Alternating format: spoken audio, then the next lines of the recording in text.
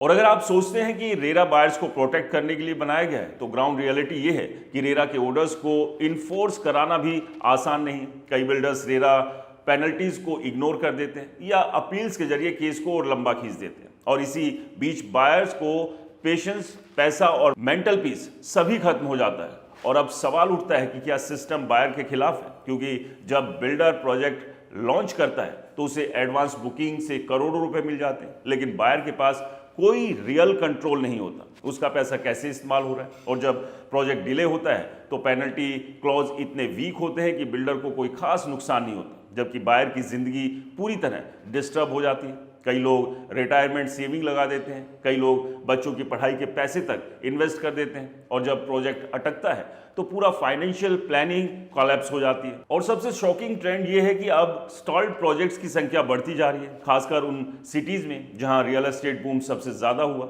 Delhi NCR, Mumbai, Pune, Bengaluru, Gurugram, जहां हजारों flats ऐसे हैं जो बायर्स को आज तक नहीं मिले। और इसी के साथ लीगल केसेस की बाढ़ आ गई, जिससे कोर्ट्स और ट्रिब्यूनल्स पर प्रेशर और बढ़ गया। और इसका फायदा कौन उठा रहा है? वही बिल्डर जो जानते हैं कि सिस्टम स्लो है, बायर फ्रेगमेंटेड है और कलेक्टिव एक्शन मुश्किल है। यानी ये एक ऐसा गेम बन चुका है जहां रूल्स बिल्डर्स के फेवर में सेट है और बायर सिर्फ सरवाइव करने की कोशिश कर। लेकिन अब सिनेरियो बदलता दिख रहा है, क्योंकि सोशल मीडिया, न्यूज़ रिपोर्ट्स और कलेक्टिव प्रोटेस्ट के जरिए बायर्स की आवाज़ उठने लगी है। कई हाई प्रोफाइल केसेस में बिल्डर्स पर एक्शन भी हुआ, लेकिन क्या ये इनफ है?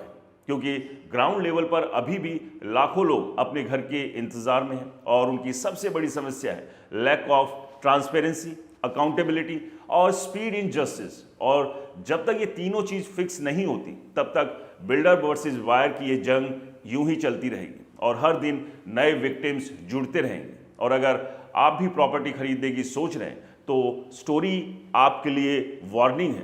हर ब्रोशर्स पर, हर प्रॉमिस पर, हर डेडलाइन पर आंख बंद करके भरोसा मत कीजिए।